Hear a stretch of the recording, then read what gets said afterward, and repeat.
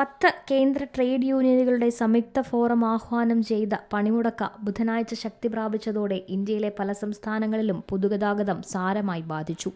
കേന്ദ്ര സർക്കാർ കൊണ്ടുവന്ന തൊഴിൽ പരിഷ്കാരങ്ങളെയും സാമ്പത്തിക നയങ്ങളെയും എതിർക്കുന്നതിനാണ് പ്രതിഷേധം. തൊഴിലാളികളുടെ അവകാശങ്ങൾ ഹനിക്കുന്നതായി യൂണിയനുകൾ ആരോപിക്കുന്നു.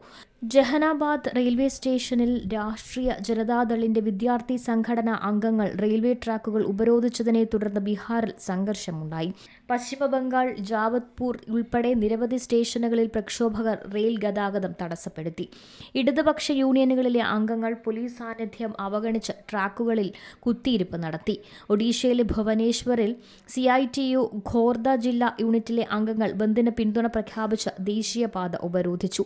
മറ്റ് സംസ്ഥാനങ്ങളിൽ നിന്നും വ്യത്യസ്തമായി തമിഴ്നാട്ടിലെ ചെന്നൈയിൽ പൊതുഗതാഗത സേവനങ്ങളെ പണിമുടക്ക് കാര്യമായി ബാധിച്ചില്ല. ബസ്സുകൾ ഷെഡ്യൂൾ ചെയ്തതുപോലെ സർവീസുകൾ തുടർന്നു. ബംഗാളിൽ പ്രതിഷേധങ്ങൾക്ക് നേതൃത്വം നൽകിയ ഇടതുപക്ഷ പിന്തുണയുള്ള ട്രേഡ് യൂണിയനുകൾ തൊഴിലവകാശങ്ങൾ ഹനിച്ചുകൊണ്ട് കേന്ദ്ര സർക്കാർ കോർപ്പറേറ്റ് അനുകൂല പരിഷ്കാരങ്ങൾ നടപ്പിലാക്കുകയാണെന്ന് ആരോപിക്കുന്നു. ജാവത്പൂർ AT ബസ് സ്റ്റാൻഡിന് സമീപം വലിയ പോലീസ് സാന്നിധ്യം ദൃശ്യമായിരുന്നെങ്കിലും നഗരത്തിന്റെ ചില ഭാഗങ്ങളിൽ സ്വകാര്യ സർക്കാർ ബസ്സുകൾ സർവീസ് തുടർന്നു. National desk C Malayalam news.